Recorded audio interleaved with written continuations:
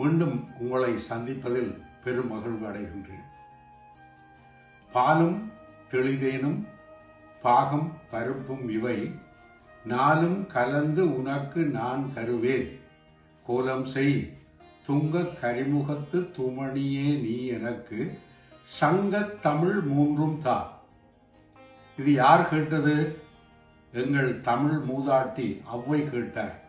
ஔவை எதை கேட்டார்? 4 உனக்கு தருகிறேன், 3 எனக்கு தா. அந்த 3னுடைய பெயர் என்ன? சங்கத்தமிழ் மூன்றும் தா. அது என்ன சங்கத்தமிழ் 3? இயல், இசை, நாடகம் என்னும் முத்தமிழ். இந்த 3 தமிழும் சங்க காலத்திலே இருந்தது என்பதை ஔவையினுடைய இந்த கூற்று வெளிப்படுத்தி நிற்கிறது அல்லவா? தொல்காப்பியத்தை பற்றி சொல்லிவிட்டு இப்பொழுது சங்க இலக்கியத்துக்குள் வருகிறேன். சங்க இலக்கியமும் தொல்காப்பியமும் தமிழினுடைய பெருமையை சொல்லிக் கொண்டிருக்கின்றன என்பதில் எள்ளளவும் ஐயமே இல்லை. சங்க இலக்கியம் என்று சொன்னால் அது என்ன? சங்க இலக்கியம் என்று ஏன் அதற்கு பெயர் கொடுத்தார்கள் என்பதெல்லாம் நாங்கள் அறிய வேண்டிய மிக முக்கியமான விஷயங்கள். ஏனென்றால் நாங்கள் தமிழர்களாக இருக்கிறோம், தமிழை பேசுகிறோம், தமிழை சுவாசிக்கின்றோம், தமிழ்தான் எங்களுக்கு தாய் என்று சொல்லிக் கொண்டிருக்கின்றோம்.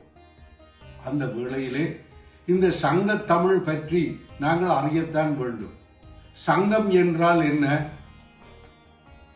தமிழை அக்காலத்திலே எப்படி போற்றினார்கள், தமிழை எப்படி அக்காலத்திலே தலைமை தாங்குகின்ற ஒரு நிலைக்கு உயர்த்தி வைத்திருந்தார்கள் என்பதையெல்லாம் குறிப்பதுதான் இந்த சங்கம் என்பது. சங்கத்தை வைத்து எங்களுடைய தமிழ் சான்றோர்கள் தமிழை வளர்த்தார்கள். அந்த சங்கத்திலே வளர்ந்த தமிழ் சங்கத் தமிழாக இருக்கிறது. முதல் சங்கம், இடைச்சங்கம், கடைச்சங்கம் என்று 3 சங்கங்கள் இருந்தாக தமிழ் வரலாற்றில் நாங்கள் அறிகின்றோம்.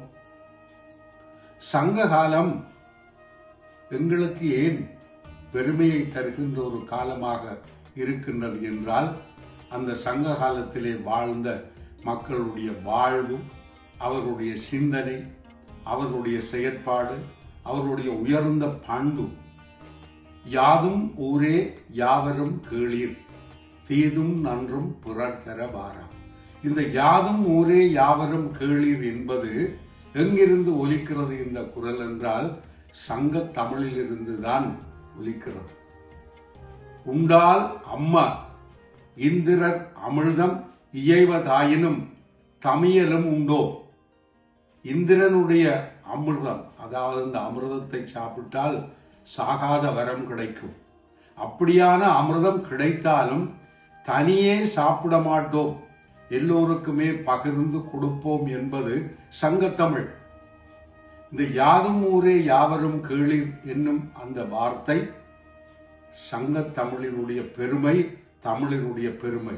எந்த ஒரு மொழியிலும் எந்த ஒரு இலக்கியவாதியாலும் சொல்லப்படாத அரிய பெரிய ஒரு உலகு தழுவிய ஒரு பெரிய மொழிதான் இந்த யாதும் ஊரே யாவரும் கேளீர்.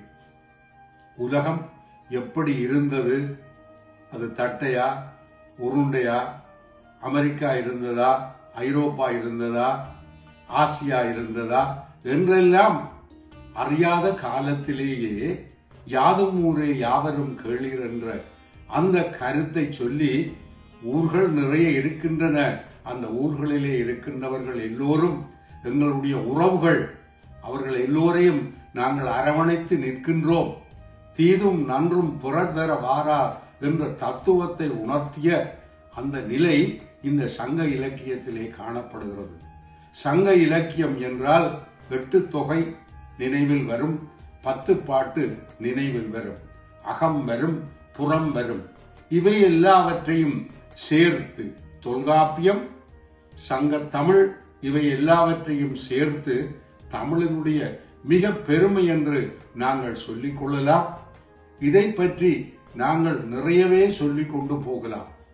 எனவே இன்று இந்த அளவில் நான் உங்களுக்கு இந்த அருமையான தகவல்களை தொட்டுவிட்டு மீண்டும் உங்களோடு இன்னொரு அருமையான பொழுதில் சந்திக்கின்றேன்.